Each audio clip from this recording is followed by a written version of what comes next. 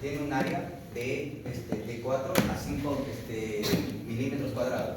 Pero la estenosis mitral es una valvulopatía en la que esto se ve reducido. O sea, de lo que es 4 se va a ver reducido hasta 2 milímetros cuadrados se considera patológico, y hasta 1.5 o menor de 1 se considera ya en estado grave. Bueno, eso es muy importante. Ese dato que acaba de comentar su compañero es una de las cosas que hay que tener en cuenta. Una estenosis clínicamente relevante de acuerdo a la guía es aquella que es menos de 1.5. A partir de este valor, yo digo que la estenosis puede generar síntomas, o puede ya generarle síntomas al paciente. Muy bien, sigue. Bueno, como recordamos, esta patología tiene que ver con la aurícula izquierda va a inyectar su sangre en lo que es la diástole, porque el ventrículo izquierdo se llena en diástole, pero al haber va a estar estenosado, lo que va a hacer que el volumen de sangre va a retornar de nuevo hacia lo que es la aurícula izquierda, creando una sobrecarga. Al crear una sobrecarga, lo que va a hacer va a haber un engrosamiento de la aurícula izquierda, lo que va a hacer de que va a afectar a nivel de lo que es la arteria pulmonar, la cual se va a volver un poco, ¿cómo le decirlo? Se va a volver un poco más rico, o sea, se va a dilatar. Y para tener un mecanismo compensatorio, lo que va a hacer es que va a crear una vasoconstricción, lo que va a generar una hipertensión pulmonar. Como aquí está en la gráfica, cuando aumenta la presión de la aurícula izquierda porque no hay un llenado correcto del ventrículo izquierdo, lo que va a hacer es que va a disminuir el gasto cardíaco del ventrículo izquierdo y va a generar una congestión pulmonar por una vasoconstricción de la arteria pulmonar. Y tengo que remarcar que cuando hay un daño endotelial, lo que va a hacer es que va a poder generar una formación de trombos o de coágulos. Bueno, siguiente diapositiva. No, la siguiente, no, la docente, yo le voy a decir cómo avanzar. Ya. Entonces, todavía estoy explicando, ¿verdad? Ya. Espérate, falta ahí. Ahora quiero que me expliquen acerca de la fiebre reumática, que es la principal causa, ¿recuerdan? Sí. La fiebre reumática es la principal causa. ¿Cuál es el origen de la fiebre reumática? ¿Por qué se produce la fiebre reumática? Si no, todos los grupos de suelo tienen que hablar de la fiebre reumática. Siempre hay que hablar de literales. Es fundamental. Ahora, Zapata. La fiebre reumática se asocia por, la valvulopatía más frecuente se asocia, mejor dicho, a la fiebre reumática. Es más que todo por las valvulopatías. ¿Con los qué? Es por las infecciones. Es una infección Por por estreptococcus. estreptococcus. ¿Qué más? Uno por los dos, antes de oportunidad de participar, ¿verdad? Entonces, aparte, ¿se produce por qué tipo de estreptococcus? El piógenes, el grupo A. Pero su compañera estaba aquí, suavecita nomás. Y cuando le toca participar, yo lo voy a preguntar. Ya, entonces se produce por el estreptococcus piógenes. ¿Qué sucede luego de la infección del estreptococcus, Zapata? ¿Qué pasa una vez que el estreptococcus nos ataca a nosotros? Para que se produzca la fiebre reumática. Ahora sí, les posito a ver qué pasa cuando llega el estreptococcus al cuerpo. ¿Por qué se produce la fiebre reumática? Con una enterocarditis. O sea, una inflamación del tejido cardíaco. Lo que pasa es que se activa nuestro sistema inmunológico. Entonces, al activarse nuestro sistema inmunológico, el estreptococcus piógenes tiene unas proteínas, que son las proteínas M, y nuestro corazón tiene otras proteínas. Entonces, nuestro sistema inmunológico, al liberar anticuerpos, nuestros anticuerpos los confunden y atacan a nuestro corazón. Entonces, la fiebre reumática es una enfermedad autoinmune. Exacto. No es una infección de la válvula por el piógeno, hay que recordar eso. Porque si el piógeno llega a la válvula, entonces ya es una endocarditis, eso es otra cosa. Entonces, la fiebre reumática es una enfermedad autoinmune. ¿Y cuál es el grupo etario en el cual se produce? Zapata. ¿Cuál es de los pacientes que lo suelen sufrir? ¿Qué edad tienen? Son mayores de 60, pacientes mayores de 60 años. No, ¿qué pacientes son? ¿Qué grupo etario? A las mujeres mayormente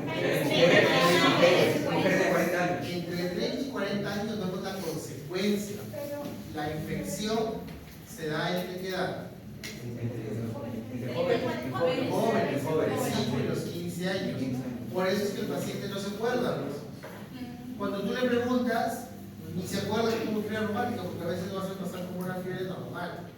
Entonces se produce entre los 5 y los 15 años. Las consecuencias las vemos después, que una de ellas justamente es la estenosis mitral de etiología reumática. ¿Ya? Entonces, ¿cuáles son las dos válvulas más frecuentemente afectadas por fiebre reumática? Zapata.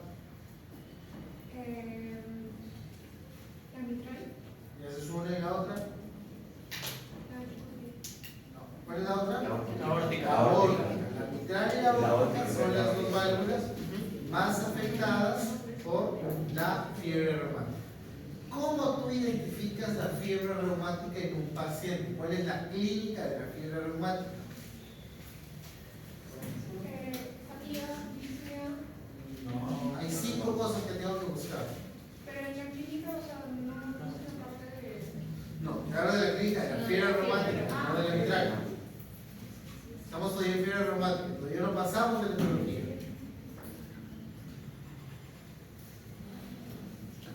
A ver, expositor, ¿cuál es la clínica de la fiebre reumática? Es lo que buscamos en Presenta fiebre reumática. fiebre, dolor. Bueno, por algo se llama fiebre. Presenta fiebre, dolor. No, hay 5 cosas que yo tengo que buscar. Un ratito, yo sí sé que puede, para dame un segundo, por favor. A ver, ¿alguien más? Ya, bueno, nadie más lo puede saber. ¿Cuáles son las 5 cosas? Carditis, artritis, está también el eritema, Marginado. ajá, los nódulos, y el otro era el corea de... La coria del corea del seno, que es seno. un síntoma neurológico, acuérdense, ¿ya? La coria es un síntoma neurológico de la fiebre reumática. Entonces tenemos 5 cosas cuando yo busco que la neurotecnia es cáncer. ¿Está sucediendo? Está facilísimo. Carditis, artritis, los nódulos, la coria y el eritema marginado. 5 cosas que yo tengo que buscar cuando hablo de fiebre reumática. Una más, expositor. Una vez que me da mi fiebre reumática, ¿cómo yo hago la profilaxis de la fiebre reumática? O sea, ¿cómo prevengo que a ese paciente que ya tuvo fiebre reumática y que tiene un daño valvular, por ejemplo, una endocarditis por una caries dental?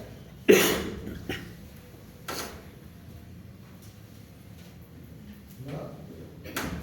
Penicilina benzatínica. Correcto. El paciente tiene que recibir penicilina benzatínica como medicamento profiláctico para la fiebre reumática. ¿Correcto? Continúa el resultado. Ahora sí podemos avanzar. Respecto también, como ya lo que diciendo, también se divide lo que es por fiebre reumática y engrosamiento también del anillo mitral por calcificación que se da en adultos mayores, pero la fiebre reumática se da también en mujeres. Es más común en mujeres. Pero más común en mujeres. Ya continúa. Bueno, en la clínica tenemos los principales signos. Los síntomas que tenemos son, como va a ser va a producir una hipertensión pulmonar y una embolia pulmonar, lo que va a presentar es ¿Una embolia pulmonar? congestión pulmonar. ¿Qué más? Una congestión pulmonar, edema pulmonar, el ventrículo El izquierdo. edema agudo pulmonar es cuando está media cardíaca aguda. ¿Qué más? Hay cosas más comunes en estenosis mitral. ¿Están ahí escritas? La disnea, la disnea paroxística nocturna y como venía diciendo que está edema pulmonar agudo, el signo de Otter se podría decir que es el nervio, el laringio recurrente, va a haber un apretamiento del nervio laringio recurrente produciendo alteraciones en lo que es la voz. Perdón, el signo de Orner es una disfonía porque como estenosis mitral genera tanto crecimiento de la aurícula izquierda que comprimes el nervio laringio recurrente del izquierdo o del derecho. Izquierdo. Comprimes el nervio laringio recurrente izquierdo y produces eso. Por eso es que el paciente también puede tener disfagia, pues. ¿Por qué? Porque puedes comprimir el esófago y evidentemente que va a tener la clínica de una falla cardíaca izquierda. El problema está en el lado izquierdo del corazón, ¿verdad? Ahora, ¿por qué el paciente puede presentar hemoptisis? Para el expositor primero. Por la dilatación. No. No. A ver, ¿qué más?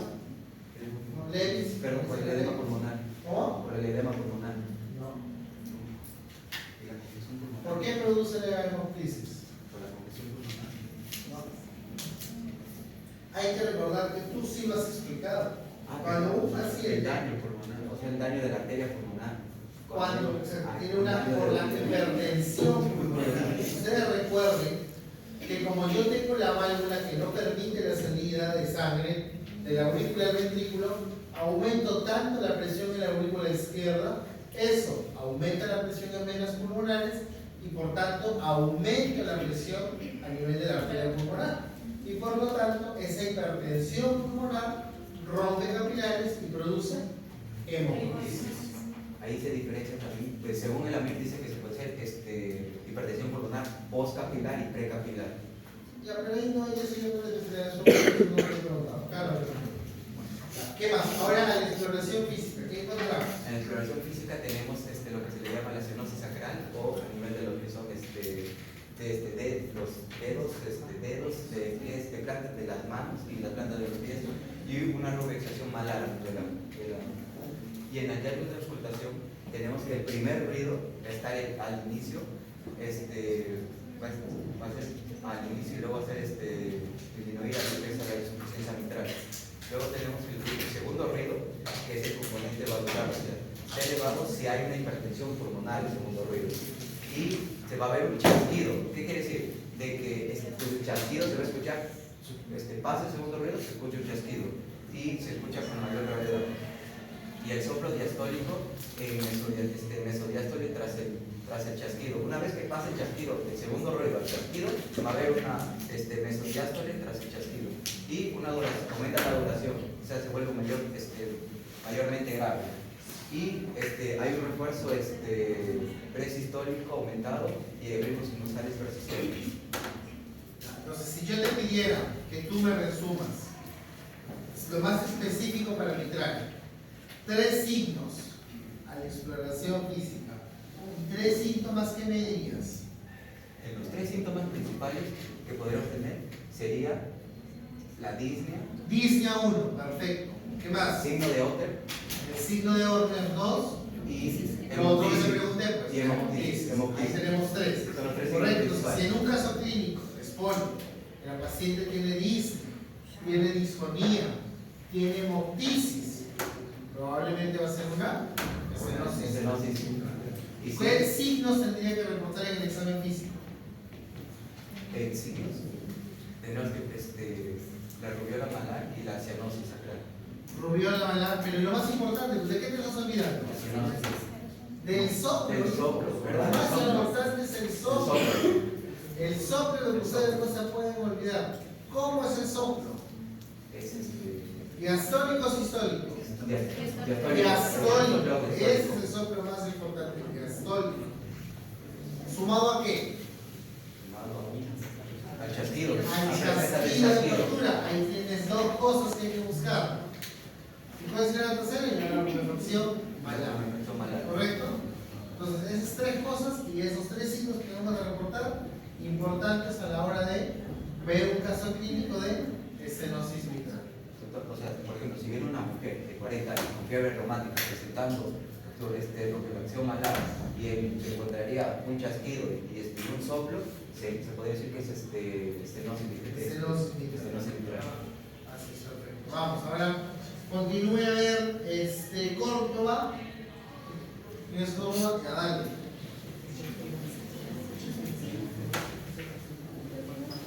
Doctor, ¿continúo con esta diapositiva?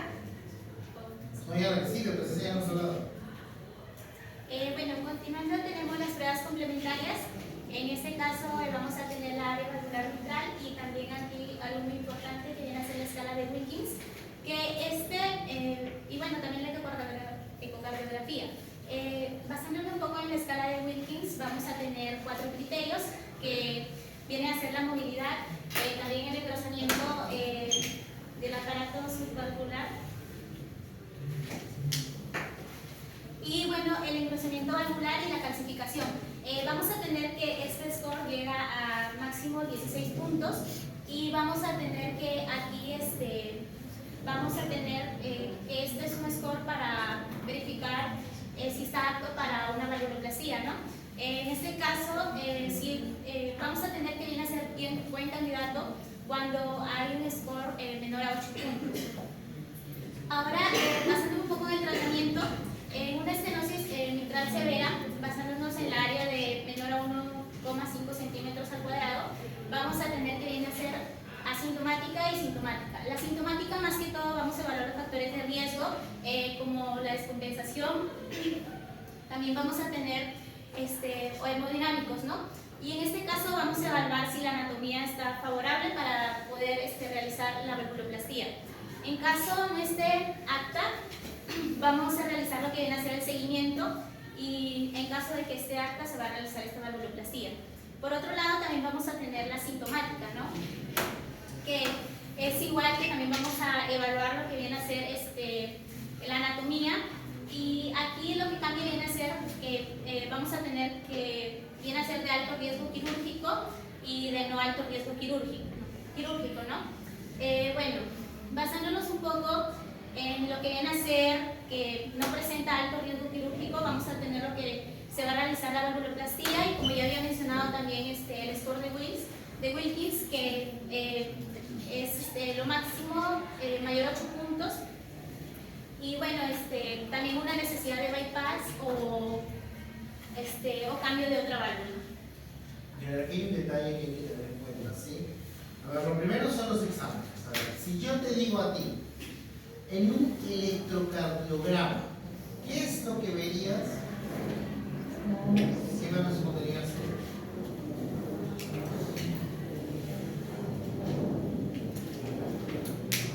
En un electrocardiograma. A ver, Luis, a ver, Zapata, ¿qué nos conseguirías? ¿Cómo? El crecimiento de la aurícula. ¿Crecimiento de qué? De la aurícula izquierda en una onda pemitral. Ya, ¿qué más? ¿Algo más de eso? ¿Con eso sería suficiente? Una fibrilación auricular. ¿Cómo? Una fibrilación auricular. Correcto. Ese es un dato muy importante. Ya, la arritmia, chicos, más frecuente, ¿correcto? La arritmia más frecuente en estenosis mitral o en la patología mitral es la fibrilación auricular. No hay que olvidar eso. Es por eso que a los pacientes yo debo anticoagularlos. ¿Cuál es la anticoagulación que yo, cuál es la anticoagulación que yo debo usar para el expositor de esta pregunta? Vale. ¿Cuál es la anticoagulación en estenosis mitral?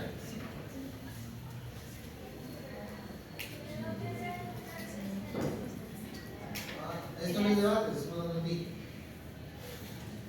¿Qué anticoagulante utilizas?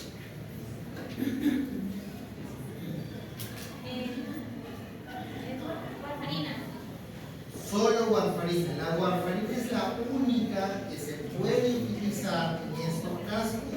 Yo no puedo utilizar otro anticoagulante en estenosis mitral. Es exclusiva.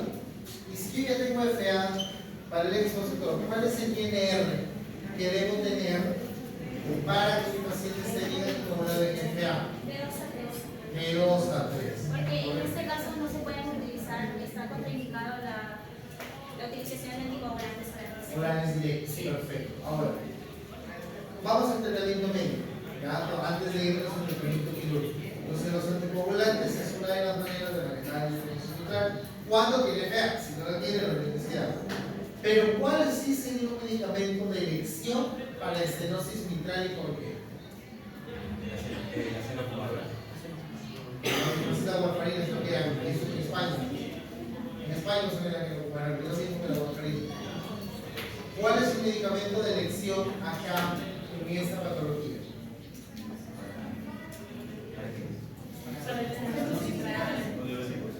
¿Cuál?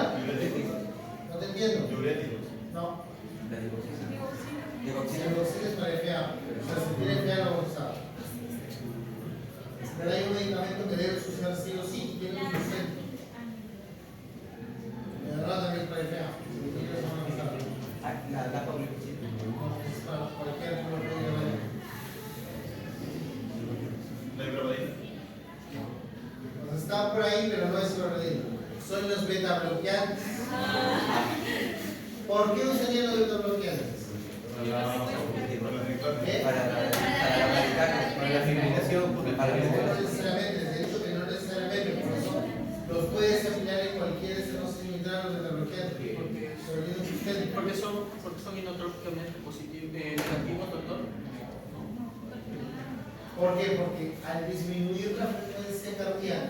prolonga la diástole. Doctor, pero eso es porque la taquicardia al reducir el primer y segundo ruido empeora y por eso la diástole se mejora, pues, que sea inotrópicamente en el negativo. Esto es cronotrópico negativo. Cronotrópico negativo es una cosa. Disculpa. Entonces, yo lo que busco con el beta-bloqueante es alargar el tiempo de la diástole en toda estenosis mitral, por eso los beta-bloqueantes son de elección. Ahora bien, cuando yo hago el diagnóstico, perfecto, lo quiero que sea a través de la eco. Si tengo una estenosis clínicamente relevante menos de 1.5, en ese caso le meto el Wilkins. ¿Para qué? Para lo que tú has dicho, si el Wilkins es, ¿cuál es el punto de corte? 8. Si el Wilkins es menos de 8, ¿qué voy a hacer? Fue indicador para poder Cirugía. Ah, no. Me tiene un alto riesgo de cirugía. Va para valvuloplastia. Si yo tengo un score de Wilkins menos de 8, significa que yo puedo hacerle valvuloplastia con balón. Y si no, procedo a hacer la cirugía. Que hay dos formas de hacer la cirugía. ¿Cuáles son? Reemplazo y... Reemplazo es una, es el cambio de la válvula. ¿Cuál es la otra? Ya viene a ser... La valvuloplastia. ¿Cuál es la otra? Reemplazo y... el recambio de la ¿El recambio de la reemplazo? No, es la valvuloplastia. ¿Cuál? Cirotomía. ¿Cómo dices? Cirotomía mitral percutánea. Es la comisurotomía. Vamos a hacer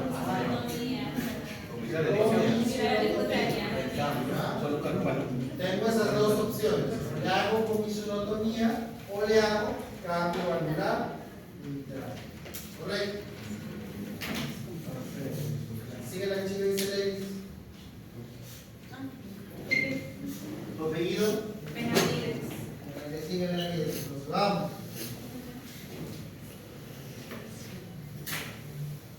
Ya, bueno.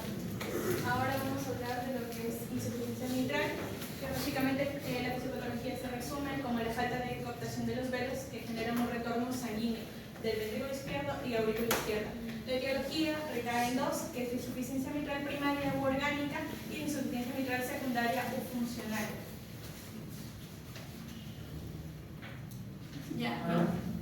Para hablar de la insuficiencia mitral, primero vamos a mencionar su clínica, que tenemos al infarto de miocardio, insuficiencia mitral aguda, en donde se destaca lo que es el edema agudo del pulmón y también el bajo gasto cardíaco. ¿Y por qué se produce el edema del pulmón con insuficiencia mitral aguda? ¿Y por qué no en la crónica?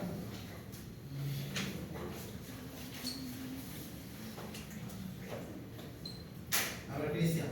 Doctor, porque en la insuficiencia mitral aguda, a diferencia de la crónica, no hay tiempo de adaptación cardíaca y acá se puede producir, por ejemplo, por una ruptura de las cuerdas tendinosas, de repente una lesión también de las válvulas papilares, entonces esto va a generar que abruptamente se aumente la presión de la aurícula izquierda y por ende genera el reflujo pulmonar, la presión pulmonar, ¿no? Y obviamente hay varios parámetros en los que tendríamos que Dime tres causas de insuficiencia mitral aguda, Cristian.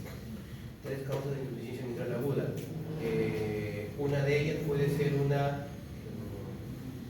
como le mencioné, una ruptura de la... ¿Pero qué te lleva a una ruptura? un infarto. Un infarto, perfecto. Un infarto. Podríamos hablar también de una endocarditis infecciosa, Endocarditis más perfora la dos, válvula. ¿Ok? Y otra que podría generar, de repente, es una insuficiencia cardíaca. Un prolapso. El prolapso. Esa de las tres causas más comunes de insuficiencia mitral aguda. Prolapso valvular, endocarditis y el infarto.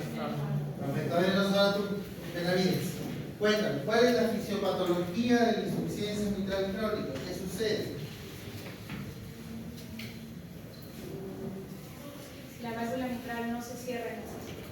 Claro, por eso se llama insuficiencia. ¿Qué más pasa? Y esto causa una congestión retrógrada, pues bien llega la sangre al ventrículo izquierdo y posterior a la aurícula, van a estar regresando entre ellos dos, haciendo una regurgitación y sobrecargando tanto aurícula izquierda como ventrículo izquierdo. ¿Qué más pasa? ¿Qué vas a originar con eso? Una hipertrofia de los vehículos. ¿Ya? Dilatación. Lo primero que se adelanta es la aurícula izquierda. Dilatas la aurícula izquierda, es lo primero que tú observas. ¿Correcto? Entonces, en la estenosis mitral, la dilatación de la aurícula izquierda es por sobrecarga de presión y en la crónica es por sobrecarga de volumen. ¿Correcto? Entonces, que quede claro eso. Las estenosis te hablan de sobrecargas de presión, mientras que las insuficiencias te hablan de sobrecarga de volumen. ¿Correcto? Es por eso que si ustedes tienen que resumir la clínica de una insuficiencia aguda, cual fuera, la aórtica o la mitral aguda, y la aórtica o la mitral crónica, ustedes pueden usar solo 3 palabras para cada una. ¿Cuáles serían? Está escrito, ¿eh? Usted debe escrito, lo digo. La insuficiencia mitral aguda o la aórtica aguda te va a dar edema agudo pulmonar. ¿Correcto? Esa es la clínica de la aórtica y de la mitral. Y en el caso de las crónicas te va a dar siempre lo mismo, insuficiencia cardíaca crónica. Y así ustedes buscan los signos. Entonces, por ejemplo, Benavides, ¿qué signos buscarías en un edema agudo del pulmón para que tú digas, ah, sí, esto es un edema agudo del pulmón? ¿Qué le vas a buscar en el caso clínico?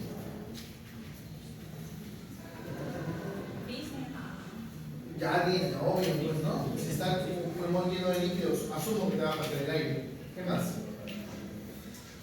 ¿Qué más? Hay algo más específico, de ahí un montón de cosas. ¿Qué cosas? 2 cosas deberían buscar. ¿Qué son? Hipertensión pulmonar. Pero ¿y cómo lo vas a detectar eso? Está bien tu enfoque, pero ¿cómo te vas a dar cuenta clínicamente? ¿Cuál caso tú le pones el dedo al paciente? No, esputo. Por el esputo. ¿Cómo se ve el esputo? Asalmonado. Es el esputo asalmonado el primero, perfecto. Y el segundo, ¿qué más? ¿Qué examen le pedirías para confirmar? Dímelo de No, eso está haciendo un embolismo. A ver, el de champagna, está así hace rato, ver. Que tú, pues, tú aquí estás mirando, tienes que preguntar. Allá pues la presión, no, yo quería decirle más que todo que en la clínica de que al momento de que hay un retorno de la sangre a la aurícula izquierda, pasa al pulmón y también que se puede ver en la insuficiencia mitral, se ve afectado también el ventrículo derecho. Por eso se puede encontrar una hipertrofia en el ventrículo derecho, porque al principio la insuficiencia mitral lo trata de compensar el hecho de que no toda la fracción de eyección sale a la aorta, y por eso lo compensa usando la ley de Frank-Starling y habiendo la sobrecarga. Pero esto llega hasta un punto en el cual ya no puede, y ahí es cuando empiezan a aparecer los síntomas. Y de que más que todo quería explicar eso, porque ahí más que todo se basa un poco la clínica y después también la cirugía. Sí, pero ahorita soy una cosa. Ya. ¿Qué le van a pedir al edema agudo del pulmón? Una radiografía de tórax. Ustedes van a ver el signo de las alas de mariposa. ¿Verdad? Eso es común. Es muy común en el edema agudo del pulmón. ¿Ya? Continúa a ver la siguiente diapositiva de David.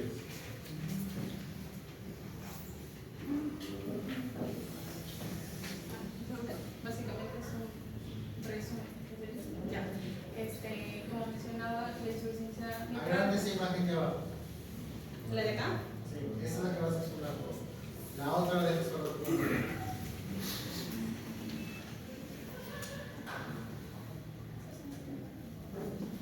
Agrande, después lo Así, mira. Solo lo. Aquí. Acá ya está. No, ponle que Más sí, inicio, ya más está. inicio, todo. Me confirmé la vida.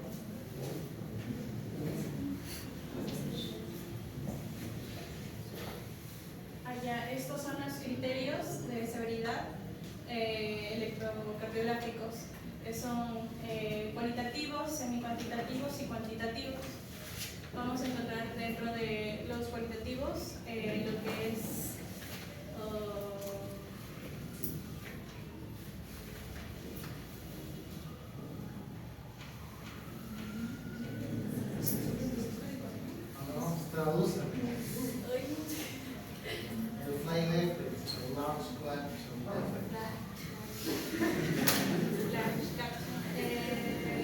detección de un defecto blanco.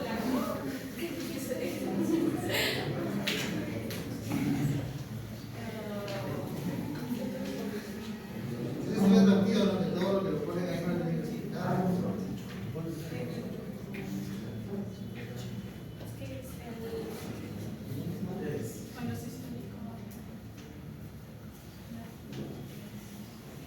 Ah, chica, eso no lo voy a preguntar, tranquilo, pásalo. Eso es de especialidad, no sé por qué preguntar, pero no. ¿Pero lo puedo explicar si gusta? A ver, explícalo. Explícalo, pues. Cristian, Ah, mira. Ese es su parte. Esa es su parte. Ya. Bueno, lo que pasa es que, bueno, ahora del cuadro, para no te... Lo que pasa es que cuando hacemos una evaluación ecocardiográfica, que es la prueba de elección que podríamos quitar una transtorácica o una transesofágica, no solo nos va a permitir, pues, doctor, evaluar la cantidad del flujo, sino también la lesión, porque obviamente estamos hablando de que una regurgitación mitral primaria es de lesión, muy diferente a la secundaria que vendría a ser por una alteración de la geometría de la válvula.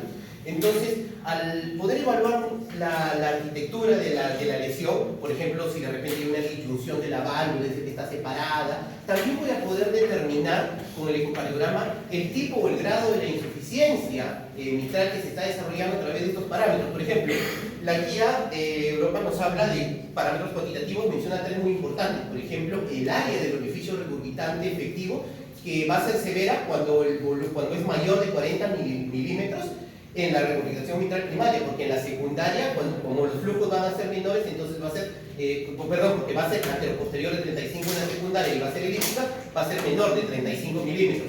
Ahora, también va a haber un reflujo del volumen, y cuando el reflujo del volumen es mayor a 60 mililitros, significa que estamos también en una regurgitación mitral primaria severa. De la misma forma, también en la fracción de regurgitación, si supera pues el 50%. Pero esos son los cuantitativos, pero también evalúa cualitativos. Por ejemplo, dentro de los cualitativos, evalúa si hay un prolapso, si hay, por ejemplo, un fly, o sea, una de las valvas está libre porque hay unas cuerdas tendinosas que pueden estar sueltas y está generando el fly, o también podría ver que el chorro está central de la regurgitación, incluso también se mide el chorro. Además, la convergencia o los históricas de la zona, cuando hablamos de los históricos, el efecto se está dando en todo el proceso de la diástole, ¿no? Y la zona de la convergencia. ¿De cuándo? ¿Ya? Y si es, por ejemplo, mayor la zona losistólica, en el ecocardiograma se va a poder apreciar que entonces el ancho del orificio es mucho mayor, la zona de convergencia. Y en los semicuantitativos, pues se evalúa la vena contracta, que debe ser mayor a 7. ¿En qué consiste? Imaginemos que colocamos un chorro y lo hacemos pasar por una rejilla, pues ese pequeño chorro y a la velocidad que va. Entonces eso es lo que mide el ecocardiograma, y si es mayor a 7, pues sería severa, ¿no? Obviamente también tenemos si hay una reversión del flujo pulmonar, o sea, por la presión que viene, se aumenta la presión auricular y obviamente va a regresar la sangre hacia las venas, se evalúa también eso.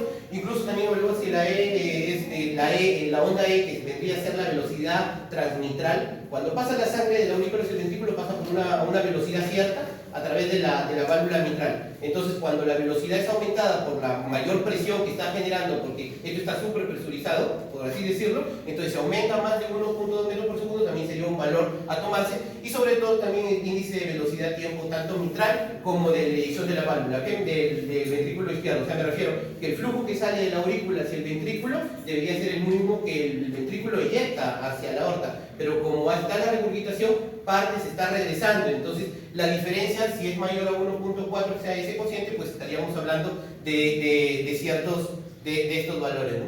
Y bueno, ya les compañeras, si no, sí. Has leído.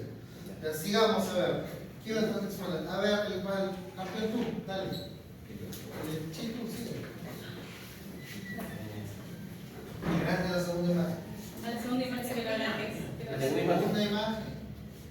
Pero esa primera imagen no les voy a preguntar, pero creo que la segunda sí. A ver, adelante. Pero ya está. Adelante, porque creo que tus compañeros y yo no lo podemos ver hasta atrás. Por eso siempre me pongo hasta atrás. Ya, eso sí lo tienen que saber. Eso es muy importante, porque eso es lo que va a definir el manejo.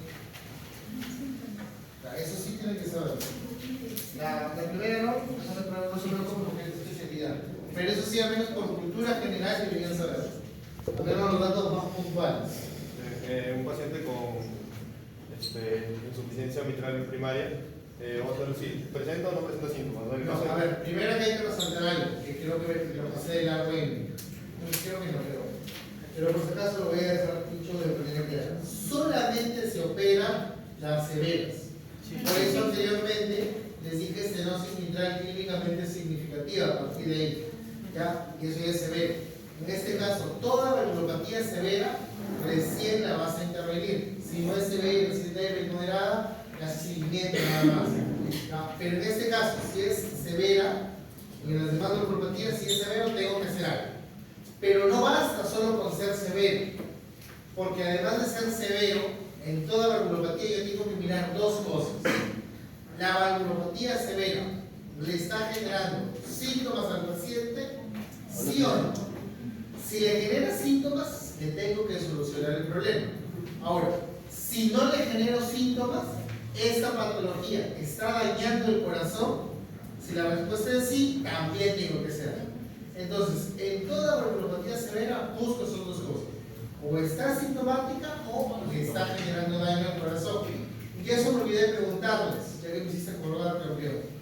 La estenosis mitral asintomática o clínicamente relevante, que es menos de 1.5, ¿cuáles son las tres cosas que yo debo buscar para definir que yo tengo que operar a este paciente?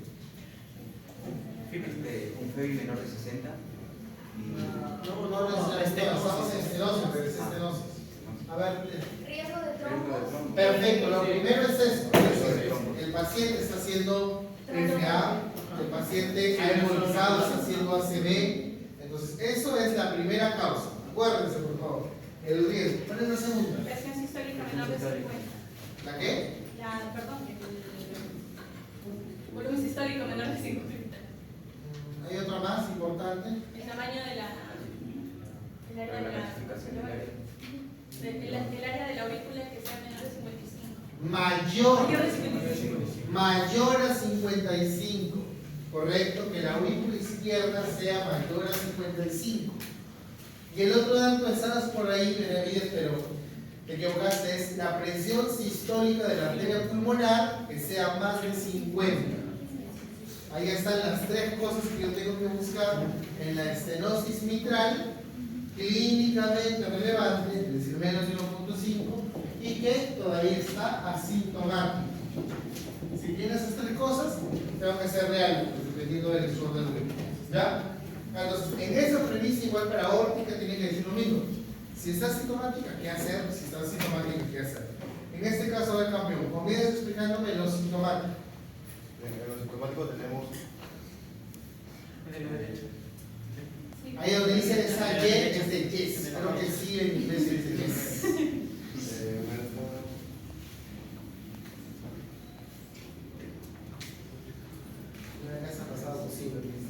Ya, a ver, cuando yo tengo una insuficiencia mitral sintomática, ¿qué?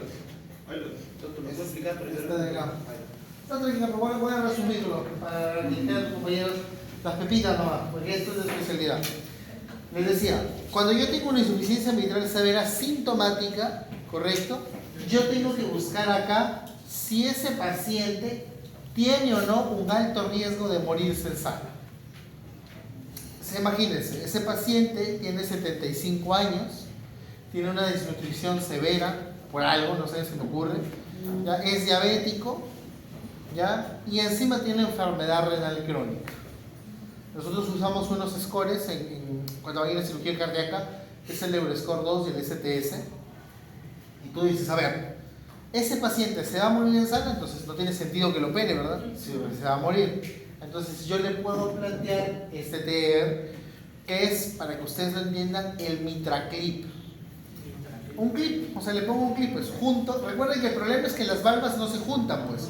Entonces les pongo un clip y junto las dos valvas. ¿Para qué? Para reducir lo que su compañero les explicó, pues el orificio regurgitante, que ese es el problema. Doctor, pero lo hace en forma de 8, o sea, la parte anterior y la posterior, entonces genera dos orificios más pequeños. Sí, Carlos, pero estoy explicando a ellos como para no se olviden. Claro, ya, entonces junta, la idea es que los junten, ¿no? Y de esa manera yo disminuya el flujo. Eso es lo importante, esa es la función. Pero si el paciente puede aguantar una cirugía, yo ahora sí baja campeón. ¿No? Entonces, si el paciente puede aguantar la cirugía, yo puedo hacer dos cosas. Si veo que la anatomía es factible, la puedo reparar, o sea, la suturo.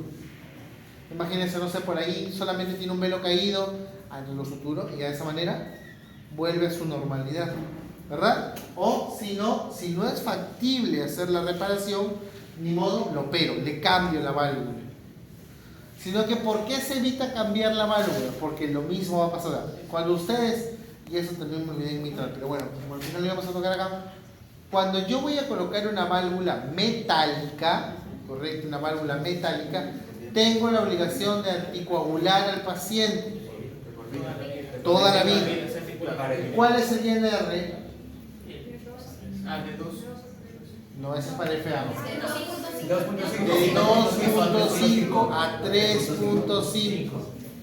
Entonces, el INR que yo tengo que tener en FA es de 2 a 3, pero si ya le coloco la válvula metálica, va a ir de 2.5 hasta 3.5. Para su compañero, ¿sí? Cuando tú eliges la metálica versus la biológica, porque hay dos tipos de válvulas, la metálica y la biológica que es desde el injerto de cerdo. Es por la edad, doctor. Por la edad, porque la biológica se le puede dar a personas que se le puede operar después nuevamente, pero en cambio la metálica se le podría dar a una persona ya anciana, porque ya no se le va a tener que someter a varias operaciones constantemente. ¿Seguro? No, es Tu explicación es al revés. Al revés, doctor, que no lo tendría que anticoagular mucho tiempo. La guía no dice de 3 a 4, los otros que decían 6, pero la guía decía 3. Claro, lo ideal es que si tú imagínate pues, yo les voy a poner ese ejemplo. Ustedes tienen un paciente de 65 años, ¿ya? Que le detectas esto, le vas a cambiar la mano.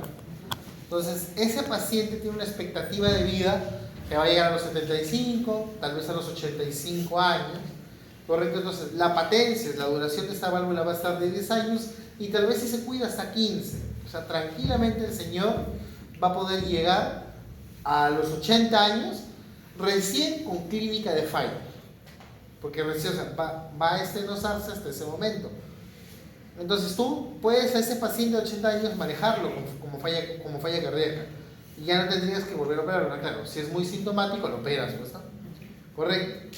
Pero al joven no, pues imagínate tú, campeón, ahorita te detectan que tienes insuficiencia vital porque tuviste fibra reumática de joven.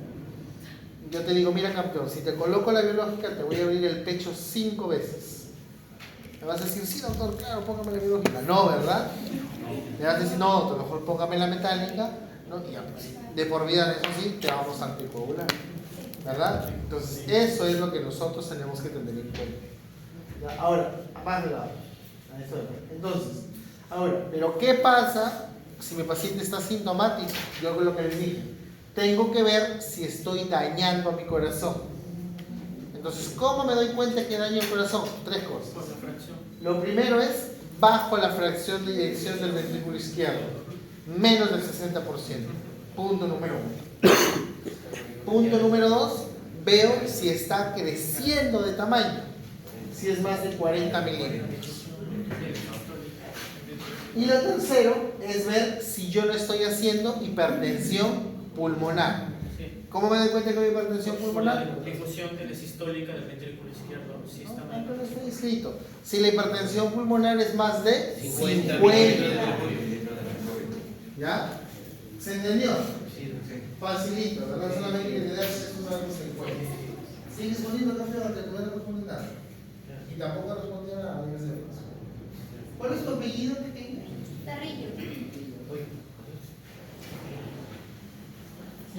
Así de campeón. Sí, es cuando tú acabas. La exploración física de la insuficiencia mitral, vamos a presentar lo que es una disminución del primer ruido, va a haber un desdoblamiento en el segundo ruido, con un cierre anticipado de las válvulas aórticas. En la sístole va a presentar una insuficiencia mitral severa, más una disfunción ventricular en el tercer ruido, ¿no? Y va a haber un aumento del volumen de regurgitación. Además va a haber un soplo pansistólico en el foco mitral con irradiación a la axila, y a veces pues, se puede palpar el freno. Ese es el dato más importante, porque soplo holosistólico o pansistólico con irradiación a la axila. Doctor, también el cuarto ruido ya no se escucha, ¿no? En realidad el cuarto ruido es raro, no se escucha. Para empezar, pues lo raro que escuchas el 1 y el 2. Sigue. Sí, también voy a hacer cosas. En las pruebas complementarias vamos a presentar un examen radiológico, el cual se va a visualizar el crecimiento de la aurícula izquierda y, bueno, signo de crecimiento del ventrículo izquierdo también. El ecocardiograma, pues se va a presentar una cardiomegalia, en el electrocardiograma se va a detectar una regurgitación mitral y se va a evaluar la estabilidad de la regurgitación. ¿Cómo vas a ver la recuperación mitral en el electrocampeón? Entonces, no, para mí. ¿Cómo campeón? Vamos, tú lo estás respondiendo, tú lo tienes que sustentar. Que se equivocaron y tú lo leíste en vez de decir, no, doctor, acá se equivocaron, significa que estás leyendo después se Se han equivocado. ¿Por qué se han equivocado? Y si te estoy mintiendo solo para que te equivoques. No lo he leído. Ah, ya, eso no hace que sea. Sí, entonces. Está mal, en realidad por el electro no puedes notar eso, solamente puedes ver el crecimiento en el pecho izquierdo, la P mitral. Es lo que siempre vamos a ver. A ver, Ariana, sigue. Ariana. La insuficiencia mitral suplemento va a ser insuficiencia mitral aguda, se va a ver una estabilización y un manejo. Y en la mitral crónica va a ser médico y quirúrgico. ¿Cuál es el tratamiento médico? A ver, ¿qué le vas a dar al paciente en la aguda? Hay dos tipos de tratamiento, son primaria y secundaria. Ya. En la secundaria le voy a dar el ARA, llega, sacubitril, Caltrán y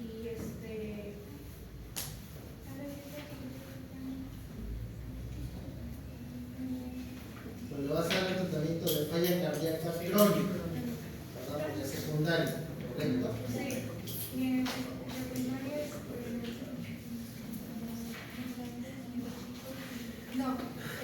se va a dar vasodilatadores, pero hay que ver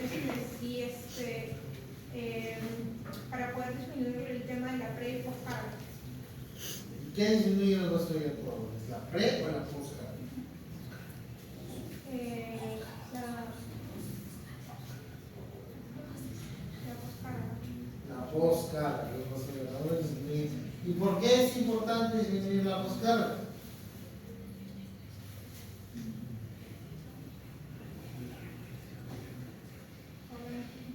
Sabemos que no hay respuesta. ¿Por qué? ¿Por qué? ¿Qué tiene? Por la recuperación. Si yo tengo mucha poscarga, significa que el corazón va a tener que trabajar más para bombear. Entonces va a multiplicar más hacia la aurícula. Va a estar, o sea, va a haber un volumen de precarga aumentado. Estamos en poscarga. Poscarga. Aumentada. Por eso se le da metabloqueantes de a poco, ¿no? Eso es después, pero estamos ahorita, por lo que entiendo, Ariana está queriendo explicarnos acerca de la mitral aguda. Nos había dicho que la mitral aguda, porque la primaria se refiere al prolapso valvular mitral. Si el prolapso valvular mitral es la causa de la insuficiencia mitral primaria. Por lo tanto, va a originar una insuficiencia mitral aguda.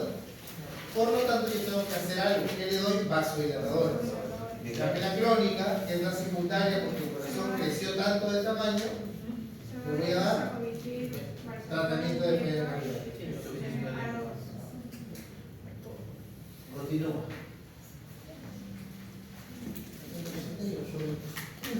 ¿Quién es Carrera? Yo. Espera, un besito. ¿Quién es Vances?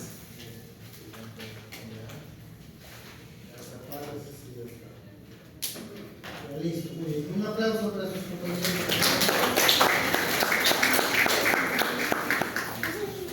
A ver, el siguiente operador. Vamos, todos. Y está acá.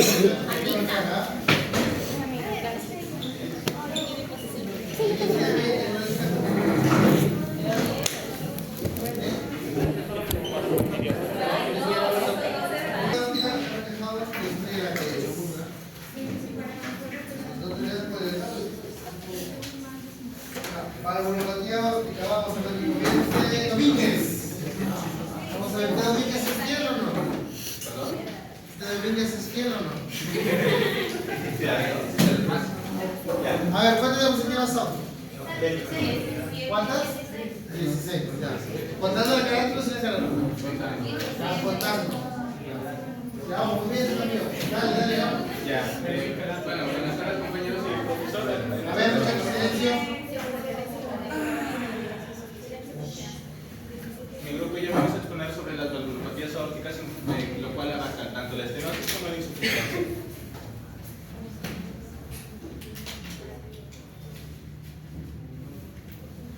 Bueno, en el caso de la estenosis, que es lo que vamos a empezar, lo vamos a poder definir como una estrechez de la válvula aórtica, en el cual va a haber una apertura incorrecta. Sabemos que la válvula aórtica va a permitir el paso de la sangre a través del ventrículo izquierdo hacia, todo el tronco arterial, pero en el caso de la estenosis, esta apertura va a ser incompleta. Según la guía de 2025, la estenosis aórtica puede ser grave o la consideramos grave a partir de 3 factores. Cuando el área valvular va a ser inferior a 1 centímetro cuadrado, cuando la velocidad aórtica va a ser superior a los 4 metros por segundo, y cuando el gradiente medio transvalvular, que es básicamente una diferencia de presión tanto en el ventrículo izquierdo como en el tronco aórtico, es mayor a los 40 milímetros de mercurio.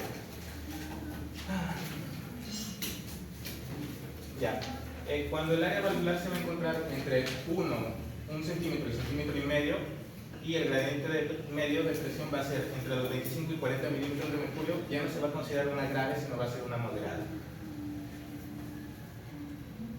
Dame, justo ahorita continuamos, dame por favor, solamente regálame un minuto que tengo que hacer algo.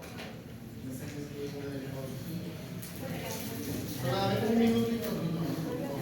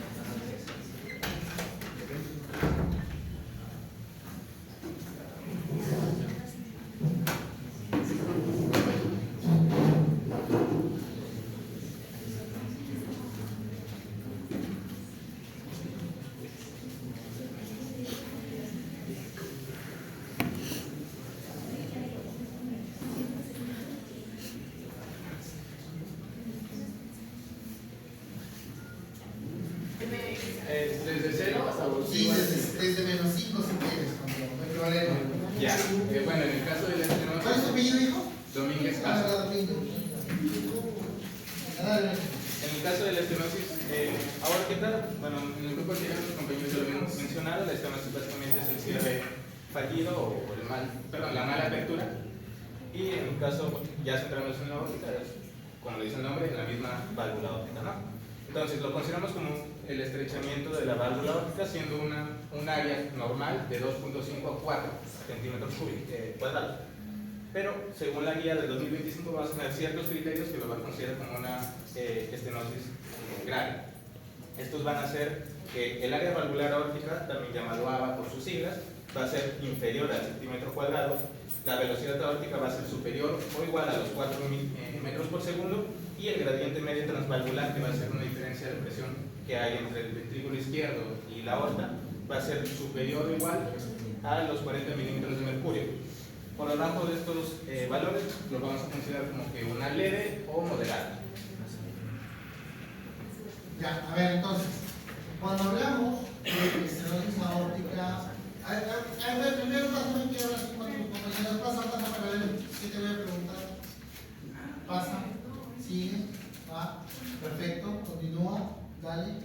¿Sigue? Perfecto. Proceda. Gracias. Ya. Entonces, es importante acá, por favor, los valores. Porque igualmente, cuando sea la estenosis aórtica grave, es cuando va a ser sintomática. Y eso es lo más importante de las estenosis aórticas. ¿Ya? Sí, campeón. Ya, con el caso de la etiología, bueno, vamos a tener algunas ya mencionadas, como por ejemplo la fiebre reumática, que va a ser una de las, bueno, va a ser la tercera más común, pero tenemos una degenerativa que va a ser en personas adultas mayores a 75 y predomina más en el sexo masculino. Es una degeneración y acumulación de calcio.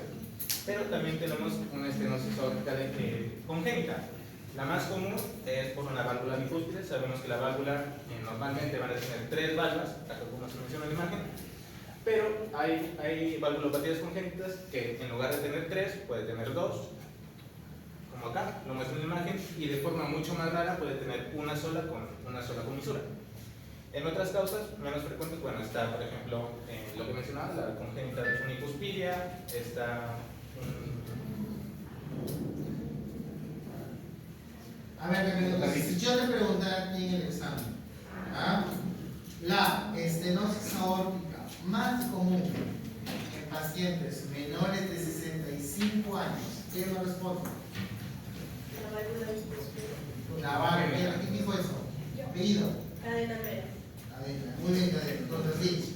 Entonces, la causa más frecuente en menores de 65 es la válvula bicúspide. ¿Y en mayores de 65? la La calcificada, correcto. Ahora, si yo te pregunto a ti, campeón, como no lo han puesto, se supone que lo saben de memoria, te lo puedo preguntar. ¿Cuál es la causa de la estenosis aórtica supravalvular? Porque las que tú me estás poniendo ahí son valvulares. O sea, la estenosis aórtica puede ser supravalvular, valvular y subvalvular. ¿Cuál es la causa de la supravalvular? El hecho de que haga pocas diapositivas no significa que no les voy a preguntar. O si ponen muchas, lo mismo, ¿no? Se salta de lo mismo. no les sabría responder. Ok, ¿alguien más? ¿Vamos? ¿Nadie? ¿Ni para el 20? 3, 2, 1. Uy, qué pena, ¿eh? Uno queda 20 y no colabora. Entonces, la causa más frecuente de las supravalvulares, chicos, es la presencia de membranas. Se forman unas membranas por encima de la válvula y hay dos causas, la hipercalcemia y el síndrome de Williams. ¿Ya? Y en el caso de la estenosis aórtica subvalvular, es la cardiomiopatía hipertrófica. ¿Ya? Cardiomiopatía hipertrófica. ¿Ya? Ahora sí, ya hay que pasar a otro compañero. Porque si no te acaban los dispositivos con hay que ser por otro. Conde, ¿quién es Conde? Vamos, Conde, dale. Ya, bueno, en la fisiopatología, la estenosis aórtica siempre se va a producir por la sobrecarga de la presión crónica sobre el ventrículo izquierdo, lo cual va a desencadenar una serie de adaptaciones consecuentes hemodinámicas, donde va a haber una función fija del flujo de salida por aumento del volumen. Por aumento de la presión del ventrículo izquierdo para mantener el gasto cardíaco, generando la gradiente de presión entre el ventrículo izquierdo y la aorta. Como segundo punto está la hipertrofia concéntrica del ventrículo izquierdo, donde va a haber una adaptación, una carga aumentada. Además, las paredes se van a engrosar sin dilatar la cavidad, donde la confianza va a disminuir y va a haber una presión diastólica aumentada. En las alteraciones de la perfusión coronaria va a haber una hipertrofia, una presión intraventricular aumentada, además un flujo endocárdico disminuido, que va a conllevar a una descompensación progresiva, donde se va a ver una fibrosis, que va a conllevar una disfunción histórica de dilatación. La fibrosis indicaría un peor pronóstico. Sería un indicativo de peor pronóstico y va a disminuir lo que sería el gasto cardíaco. Posterior a ello va a haber la presencia de los síntomas, como sería una triada en este caso de la estenosis, que sería el DAS, disnea, angina y síncope. Entonces, si yo te pidiera resumirme todo esto en 4 cositas, es así, simple nomás, simplifícame todo lo que me has mencionado, ¿qué me dirías? Porque ahorita me lo has medio leído, por eso es que no estoy entendiendo. Si le pregunto a tus compañeros de repente lo que he dicho, no me lo van a poder explicar. A ver. Bueno, lo que pasa acá es que más que todo este problema se da por una hipertrofia concéntrica.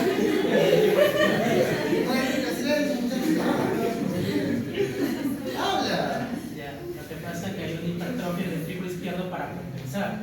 En este caso, que no se expulsa la sangre correctamente del ventrículo izquierdo a la aorta, ¿no? Y que se vaya al sistema, bueno, a nuestro sistema. Y por eso es que ocurren estos síntomas, ¿no? Como por ejemplo el síncope, la disnea se da porque hay un reflujo, entonces al tener mucha carga el ventrículo izquierdo, lo que va a hacer es hacer un reflujo a la aurícula izquierda y luego se va al pulmón y causa un edema agudo del pulmón y causa la sintomatología de la disnea. Si ya les he dicho que la sobrecarga de volumen es más insuficiente, esta es sobrecarga de presión. ¿Tú, campeón? Todo comienza por en este caso por la estenosis en el orificio valvular que se ha disminuido, lo cual genera, o sea, tiene que tener una mayor flujo de velocidad para poder superar la poscarga y el ventrículo entonces empieza a hacer hipertrofia. A pesar de la hipertrofia también es como cabe recalcar que la sensibilidad no se ve afectada, lo que se ve afectada aquí es el grosor de la pared para que pueda vencer esa poscarga. En el caso del niño que sea calcificado o sea por una válvula congénita. Vamos a resumirlo en simple y sencillo, muchachos. ¿Ustedes alguna vez han visto cómo se ponen el abrazo de las personas que van al gimnasio? Háganse cuenta que es lo mismo. O sea, la válvula aórtica se calcifica y es como si fuera una pesa. Cuando ustedes inician en el gimnasio, no van a poder levantar la pesa, tiene que vencer el músculo, ¿verdad? Igualito pasa acá, pues. Ustedes no pueden vencer esa resistencia y por lo tanto el corazón, al ser un músculo, se tiene que volver más grueso, se vuelve grande. Entonces, lo que pasa aquí es que hay una cardiopatía hipertrófica. ¿Y por qué se produce alteración? Por 2 cosas de la perfusión. Porque crece tanto tu músculo que aplasta las arterias pequeñas, o porque crece tanto tu músculo y las arterias que tienes no es suficiente para irrigar todo ese corazón que ha crecido. ¿Correcto? ¿Y por qué se produce el síncope? El síncope es por la falta o sea, mayor demanda y menor oferta. ¿Por qué? Pues? Porque no perciben una adecuada. ¿Pero por qué se da, pues? Cuando se vence la descompensación. Porque hay menor volumen sistólico. ¿No ves que no puedes sacarlo? Eso es cuando se da la descompensación. O sea, se vencen los mecanismos de compensación y empieza a disminuir la sistólica, aumentar la diastólica y se dan los síntomas como el síncope, la angina y el disnea. Ya, entonces, toda esta dosis aórtica lo que va a originar es una cardiopatía hipertrófica. ¿Ya? Sigue cadena, estábamos en cadena. Entonces tenemos 3 síntomas, ¿verdad? ¿Cuál aparece primero? La angina. La angina, perfecto, ese es el primero. ¿Cuál es el último? El síncope. El 5. Si ya cuando aparece el síncope tú te asustas. Tiene 2 años de vida. Yo recuerdo mucho, que había un señor que era necio. Le hice el diagnóstico de estenosis aórtica severa en mi consultorio hace como 2 años. Y evidentemente pues una operación, una cirugía abierta, que costará pues unos 100.000 soles en la calle, ¿no? Entonces yo le dije, bueno señor, asegúrese, pero no haga nada, señor, no haga nada. Cada un mes me contaba el señor estar tranquilo. Y al segundo o tercer mes ya no estaba repartiendo su gas, levantando la escalera para limpiar el techo. Y me llamaban las chicas llorando, que cada vez que se desmayaba el síncope le duraba más tiempo. Entonces se desmayaba y a veces levantaba el minuto. Una vez el señor se levantó como a los 2-3 minutos y ya medio atontado. Y ahí recién entendió. Y ahora sí ya se quiere operar. Ya se ha sido todos los trámites en el Almanzor para que se opere.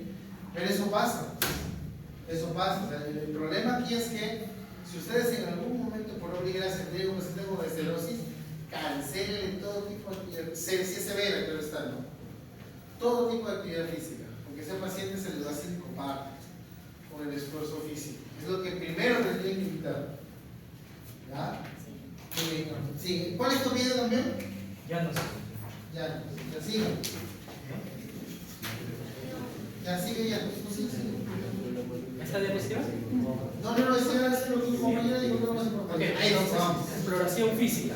A la inspección, estos pacientes van a tener, por lo mismo que no sale la sangre, ¿no?, del ventrículo izquierdo a la aorta, entonces va a tener un flujo, la sangre va a estar disminuida, entonces va a presentar un pulso parvus et tardus, o sea, disminuido y tardante, ¿no? Eso es lo que se ve en la inspección. En la parte de la palpación se va a palpar lo que es frénitos sistólicos en el foco aórtico y también en las carótidas, porque se irradian las carótidas. En la auscultación vamos a escuchar un soplo sistólico de tipo romboidal o diamante, que también lo conocen. Además que hay una disminución del segundo ruido y en algunos casos más severos pues ya va a desaparecer, ¿no?, por la calcificación valvular. Y este es uno de dosis solo. Siguiente. A ver, entonces, ¿cuáles serían lo que yo tengo que buscar ya cuando tengo una estenosis aórtica? Son tres cosas, ¿verdad? Primero es el pulso arbustardo, El soplo. el soplo sistólico, y el tercero está ahí también. Frémito. El frémito aparece en algunos casos. Lo más es esto que aparece ahí, la disminución del segundo ruido. El segundo ruido. Eso puede desaparecer. es bastante frecuente, sobre todo cuando es severo. Puede desaparecer. ¿Ah? Continúa, campeón. Ok, en exámenes radiológicos, más que todo la radiología, lo que vamos a evaluar ahí es la hipertrofia del ventrículo izquierdo, ¿no?, que esta vez está alterada, se puede mostrar una silueta cardíaca, ¿no? Pero en sí, el examen imaginológico, por así decirlo, la prueba gold estándar sería la ecocardiograma, ¿no?, con los parámetros que hemos mencionado anteriormente. ¿Quién se llama la atención de esta radiografía? Bueno, acá lo que es una aorta descendente, ¿no? Hay una elongación, está elongada. Está elongada, perfecto. ¿Qué más? Puede haber también lo que es una cardiomegalia en fases avanzadas, ¿no? Pero acá no hay una. En realidad, ustedes siempre, por favor, asóciense a cardiomegalia con insuficiencia aórtica. Sí, está más insuficiencia. Correcto. Acá, como ven, no hay crecimiento. ¿Ya? Eso es algo que no lo va a interesar. ¿Qué vas a ver en el electrocardiograma? En el electrocardiograma vamos a ver una hipertrofia del ventrículo izquierdo. En el EKG va a estar la onda R picuda aumentada y eso va a ser, ¿no?, la principal, ¿no? Y también se puede ver algo más. También se puede ver lo que es un bloqueo completo de rama derecha en las vibraciones B5, B6, de 1 y A. ¿Rama derecha seguro? Izquierda. Sí, no todos se jugar el examen, pues bloqueo de rama derecha. También hay un chistoso que cree que no me ha dado cuenta que no es un problema en el examen porque la respuesta del EKG2 lo he puesto en el electro 1, que no tengo fichado, pero siempre la adelante el otro examen. Ya, cuidado, muchachos, ¿sabes? Me hubiera jalado un tercero una de las aulas. No piensen que no leo y lo hizo todo lo que tenía muchísimo cuidado en el segundo examen. No quiero desarrollar a nadie. ¿Ya? Entonces, es bloqueo completo de la rama izquierda y el otro es de hipertrofia ventricular izquierda. ¿Ya? Muy bien, perfecto. ¿Pido con el hijo? Ya nos falta. Muy bien. Ya, continúa, vamos. ¿Quién sigue? A ver, aquí hay la oportunidad del Vivieso. Que se exprese. ¿Quién es la Vivieso? Dale. Escuchamos. La exploración, ya bueno, tenemos el ecocardiograma y la tomografía axial.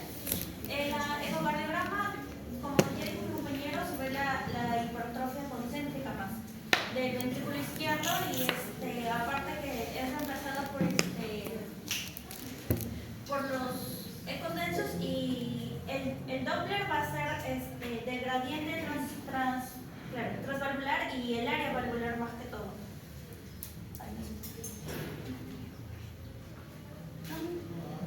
Y también sabemos que la estenosis grave va a ser mayor a un menor centímetro cuadrado y la velocidad sí va a ser mayor de 4. Y claramente la gradiente es mayor de 40, pues, ¿no? Y en la tomografía axial computarizada, pues ahí solamente vemos la calcificación valvular, que es lo más importante, y un score cálcico, pues que va mayor de 300, mayor de 3.0 en hombres y mayor de 1600 en mujeres, que va a confirmar ya la estenosis aórtica, en este caso severa. Y la clasificación. Ahí viene, vamos a ver, ahí te queremos escuchar. Explica. Ya, el tratamiento. Vamos a tener en el médico y en el quirúrgico, ¿no? En el médico es para síntomas leves y mayormente es evitar el uso de vasodilatadores, como potentes de nitrato, isosolida. Entonces, miren, ¿cómo a diferencia de la insuficiencia mitral, correcto, donde yo puedo usar vasodilatadores, acá están contraindicados? Acá están contraindicados, correcto. Eso por favor es muy importante. Acuérdense, por favor acuérdense. En el examen primero no se han acordado de muchas cosas que ustedes se acuerdan. Y en el quirúrgico sí tenemos 3 ítems, que es sustitución de la válvula aórtica, que es el implante valvular aórtico y la valvulopatía aórtica convalente. En la sustitución de válvula aórtica tenemos 2, puede ser mecánicos o biológicos. Y mayormente ese es con un FEBI de menor de 50%. En pacientes mecánicos, para pacientes jóvenes, que es mayormente su durabilidad está entre 20 a 30 años, pero estos sí requieren anticoagulación. ¿Y con qué se va a hacer? Con warfarina. En biológicos, sí, para pacientes mayores y solamente duran de 10 a 15 años, ¿no? Y también requieren anticoagulación. No requieren anticoagulación. Y en el implante valvular, pues sí tenemos en pacientes no operables, obviamente, de alto riesgo quirúrgico y son mayores pues, de 75 años, pues, ¿no? ¿Qué más? Allá, la vulvopatía aórtica y se considera, va a considerar paliativo o temporal, nada más. ¿Y esa información igual que el grupo pasado, de dónde se la sacado? ¿Que también la sacó el papel? No, ese es de la European Society of Cardiology 2015. Ah, no, ¿esta? Por eso digo que yo sé que no es de la sociedad. No. ¿O quieres que te voy a buscar cómo ir al grupo y me demuestres que Porque no, yo no sé, o sea, la de la Guía Europea 2005, porque aquí, ahí habla también del TAVI más y de la... Pero no te habla de la valvulopatía. ¿Por qué no puedes? Eso está en enfermeras, en una cuestión que habrá encontrado en internet. A ver, aquí hay que recordar algo. En el tratamiento quirúrgico vamos a lo mismo. O sea, tú vas a operar al paciente que está severo, que está sintomático, ¿correcto? ¿Ya? Entonces, acá sí tú solo tienes 2 cosas para ofrecer al paciente, nada más. Eso de valvulopatía lo usas en un bebito, pues tal vez no, pero no lo operan. Pero acá no estamos hablando de niños, no es cardiología pediátrica, por lo tanto, no es un mensaje que quiero que se lleve. De la guía de 2025 no estamos. Si tú lo pones ahorita, te das cuenta que no estamos. Solamente hay 2 cosas: o le haces estable o lo pegas, que cambies la válvula. Porque acá sí o sí va a cambiar valvular. ¿De qué va a depender? De la edad. Uno de los factores principales es la edad. Si el paciente tiene, acá la guía, la europea ya le bajó 5 años en el 2025, porque si tú revisas la guía publicada en el 2019, decía 75 años. Ya le bajaron a 70 y la idea es que se baje hasta 65. No, en esa línea va, no, que cada vez se tienen que hacer más estudios porque lamentablemente es así. O sea, el TAVI es un dispositivo muy caro y si el procedimiento no está diseñado para esa población, no lo van a dejar usar. Entonces cada vez, si hacen, por ejemplo, primero se hicieron ensayos en más de 75, luego ensayos en más de 70 y serán ensayos en menos de 75 y así sucesivamente. Incluso están haciendo una especie de TAVI para insuficiencia aórtica. Entonces, el TAVI es que ingreso por la pierna, correcto, un catéter de 18 French, que es bastante grande, y llego al corazón y por ahí coloco una válvula, la inflo, y ya está como si lo hubiera operado. Cuando estuve en Madrid, vi a un doctor hacerlo en 40 minutos. Una bestia. Demasiado rápido. Y lo otro es que lo operen. Pero ¿cuál es el problema de operar? Que tiene más oportunidad, evidentemente, complicada. Ahora, el cambio valvular aórtico está reservado para aquellos pacientes que tienen bajo riesgo quirúrgico. Tienes 65 años, lo vas a operar, y haces un cambio valvular aórtico. Solamente son las dos opciones. Entonces, de tratamiento, 3 mensajes, por favor, chicos. Contraindicado nitratos, bajo riesgo quirúrgico, voy a usar el perdón, la cirugía, de alto riesgo quirúrgico, uso el TAP. Cerrado. Perfecto. Continúen, por favor. Insuficiencia. A ver, tú, Gabriel, tú que estás hablando, a ver, vamos, ¿qué pasa? Allá. La etiología de la insuficiencia aórtica es por la diferencia es por las recuperaciones, mayormente puede ser por defecto de lo que son los velos valvulares. Ahí el velo anterior, el velo coronario izquierdo, coronario derecho y el no coronario o posterior. Uno de ellos se puede entender cuando es especialmente por la deficiencia, por el fallo de los velos, puede ser por un velo fenestrado en el cual la sangre que pasa a la aorta se regresa a través de los orificios de la valva. Puede ser infecciosas, como ya mencionaron, por la fiebre reumática, por endocarditis infecciosa que termina afectando lo que es la superficie de los velos. Mecánicas por disección por traumatismos. Esto mayormente genera que los pacientes tengan una insuficiencia cardíaca aguda que te lleva directo al shock, a lo que es la parte pulmonar. Bueno, mayormente al shock cardiogénico en casos mayores, pero lo que lleva es al problema de la congestión pulmonar. También aquí es lo que mencionaba, las congénitas pueden hacer el paciente, la más común es una válvula bicúspide, normalmente deben ser 3, una válvula unicúspide, o también es una dilatación anormal en lo que es la base del anillo entre la aorta y el ventrículo izquierdo. Así como también cosas como la válvula fenestrada o degenerativas, que se hace a través de los años con la calcificación senil, que se van las sales de calcio se van adheriendo a la parte. ¿Te falta una causa? ¿Cuál causa te falta? Es la de la aorta, la dilatación aórtica. ¿Cuál es tu problema? Ese es del anillo. ¿Verdad? Te falta una, importantísima. Síndrome de Marfan. El síndrome es por el defecto del FBNI, es un defecto en el tejido conectivo de la pared que huele ¿Cómo reconoces al paciente de Marfan? Se realiza el procedimiento, ¿era desde que se inclina? El paciente se inclina y se... ¿Está en el siguiente? ¿Está en el siguiente?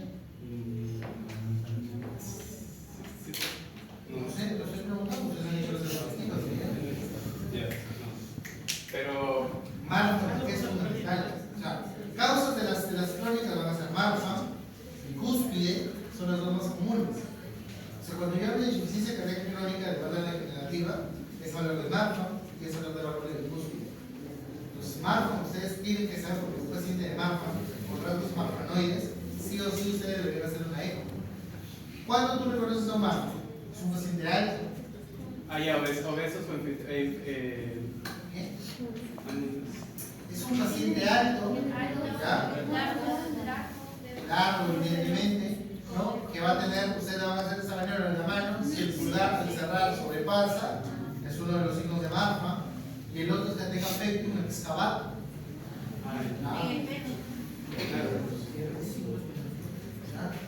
Entonces, si tú tienes eso, pues puedes pensar que tiene Marfan y por ende riesgo de insuficiencia aórtica.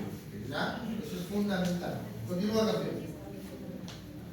Aquí se habla más de la fisiopatología, que bueno, ya se mencionó creo hasta este punto, que la insuficiencia aórtica es el reflujo, cuando ya se mencionaron las causas de que cómo se podría dar ese reflujo hacia el ventrículo, mayormente durante la diástole, y bueno, debido a una falla en el cierre adecuado de la válvula aórtica.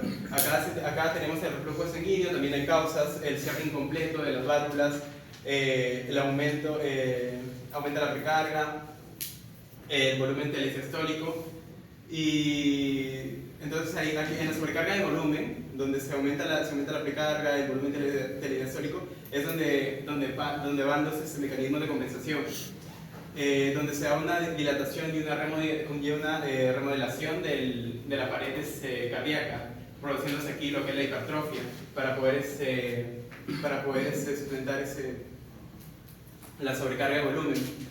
Porque una que está teniendo lo que está teniendo el llenado ventricular normal, y la otra es que está teniendo lo que se regresa, la infiltración que se regresa de la aorta. Los mecanismos compensadores van a ser hipertróficos, va a ser asintomático, solamente va a ser sintomático cuando el paciente ya llega hasta la fase crónica. En la etapa crónica, donde se vencen los mecanismos compensatorios, se da la disfunción sistólica. Cabe recalcar que a través de las sístoles se ha mantenido entre todo ese tiempo el gasto cardíaco en niveles normales, pero cuando ya los mecanismos compensatorios fallan, se da lo que es la disfunción sistólica, la presión diastólica aumenta y bueno, se da la descompensación. Todo esto ya es en la etapa crónica. Ya, aquí se tienen las diferencias entre la insuficiencia aórtica crónica. ¿Tuvo Diego? Villegas García. ¿Cómo? Villegas García. Sigue, a ver, ¿qué sigue? ¿Quién falta escoger? A ver, Miriam. Ya.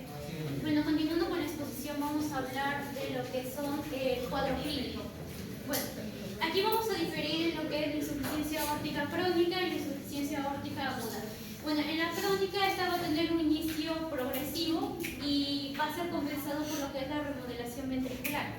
Esta suele ser asintomática por muchos años. El primer síntoma que vemos de lo que es este tipo de insuficiencia aórtica son las palpitaciones.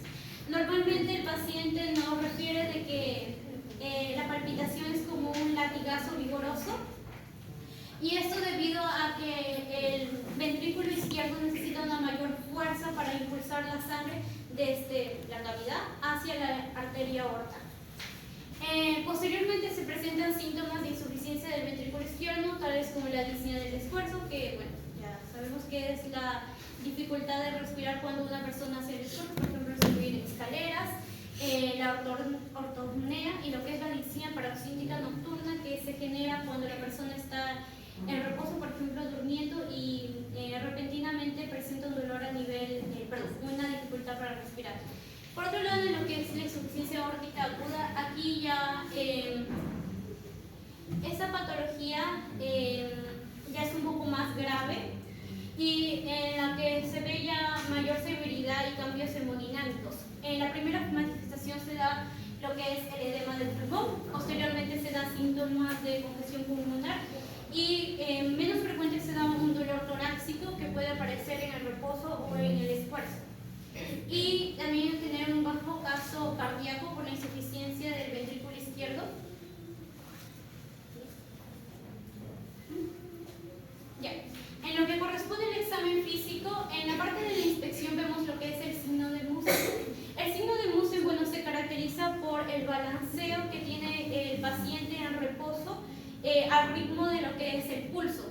Por otro lado tenemos lo que es el pulso de Corrigan. El pulso de Corrigan es un pulso ya más abrupto, el cual, bueno, se puede observar mayormente a nivel de las arterias, a nivel cervical, es decir, a nivel del cuello.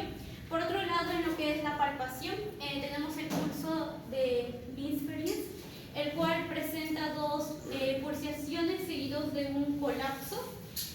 Por otro lado tenemos el signo de Kinkle. Bueno, ese signo se caracteriza por, se examina pidiéndole al paciente que nos muestre lo que son el hecho unguial, y nosotros le proyectamos a nivel de lo que son los espejos de una fuente de luz o en un lugar donde esté bien iluminado y se va a ver una pulsación a nivel de este lechón que hay.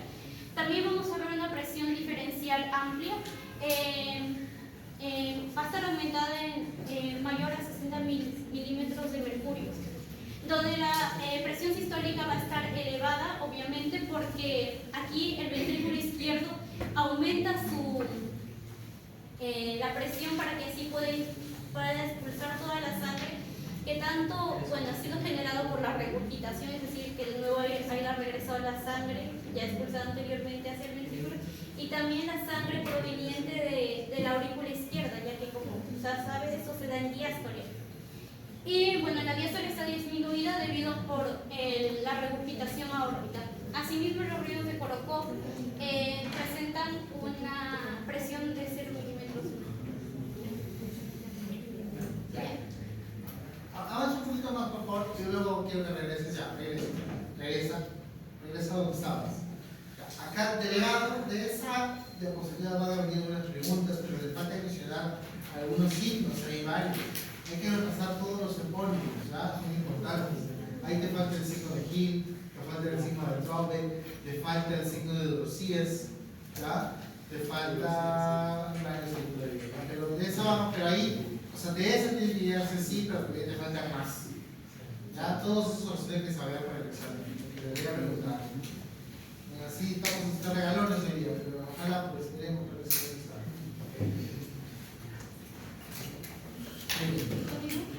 Sí, ahora sí. Ahora echas otro pido. Miriam. Mira, ya vamos a darle espacio ahora a Guamán. ¿Quién es Guamán? ¿Quién es Conde? Ah, ya todos acá. Ya no comprendo. Sigue, vamos. Vale. ¿Qué falta? Ya no te pregunté que pero si quieres te hago más preguntas al final, no te preocupes. No hay problema. Sí. En cuanto a la auscultación, vamos a ver un latido bical, el cual va a estar desplazado hacia abajo y hacia la izquierda y se va a auscultar en el quinto espacio intercostal en la línea medio clavicular izquierda. También va a haber un soplo sistólico, el cual se puede oír por el aumento del flujo de eyección. El soplo diastólico aspirativo decrescendo, este es un soplo característico de la estenosis aórtica. Es aspirativo porque el sonido va a ser suave o con un aire aspirante, y decrescendo porque al inicio va a ser, la intensidad va a ser alta y posteriormente va a estar disminuyendo y se escucha mejor en el borde esternal izquierdo. Y en cuanto a su duración es más breve en formas leves o agudas, y holodiastólico, es decir, largo en casos graves.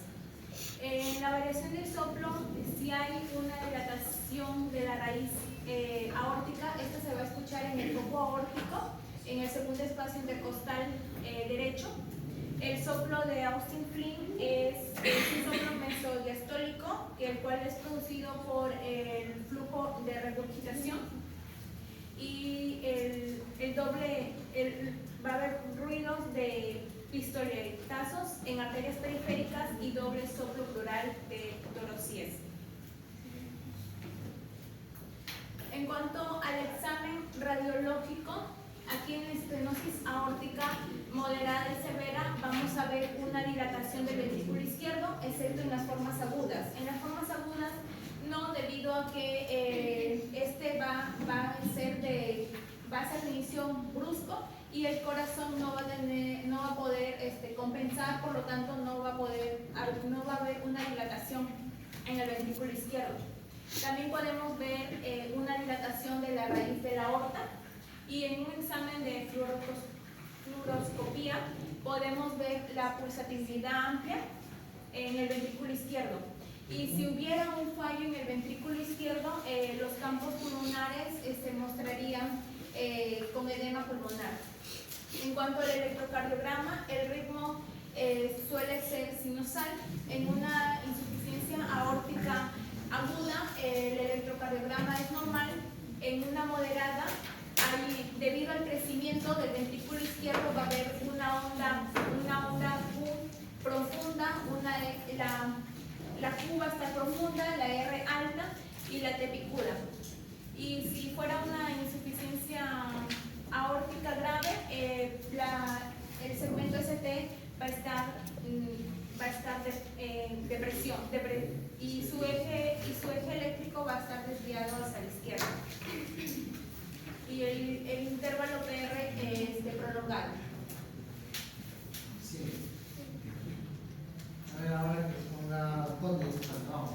Ya, en cuanto al ecocardiograma, se va a evaluar lo que serían los criterios de severidad, la anatomía y además la repercusiones del ventrículo izquierdo. En los criterios de severidad vamos a tener en cuenta los puntos de lo que es la vena contracta, del área regurgitante, el volumen regurgitante y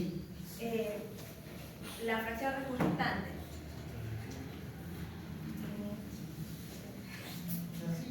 Ya, en el grado en la vena contracta siempre va a estar mayor de 6.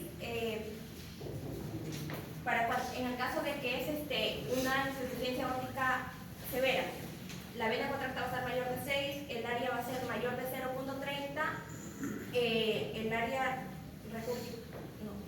el volumen regurgitante mayor de 70 y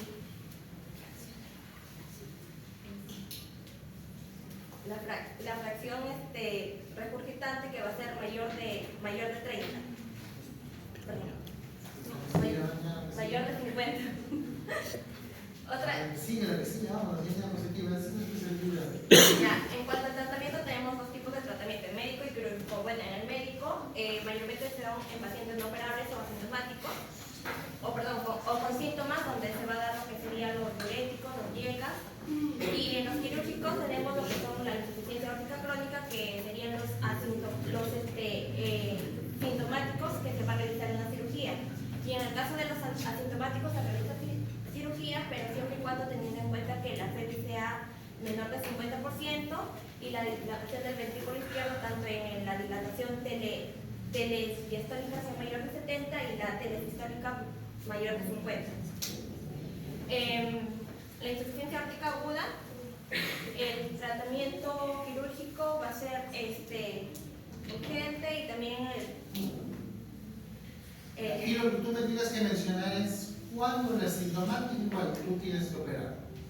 Si ya sabemos que cuando sea grave y sintomático le tienes que operar. ¿Qué le vas a hacer? Cambio valvular. Acá es una inducción, ¿verdad? Sobre el cambio valvular. Y lo que sí tiene que saber, igual que la mitad, es cuándo yo tengo que operar así. Y ahí tienes los tres, pero puesto en rojo. ¿Cuáles son? La menor de 50, la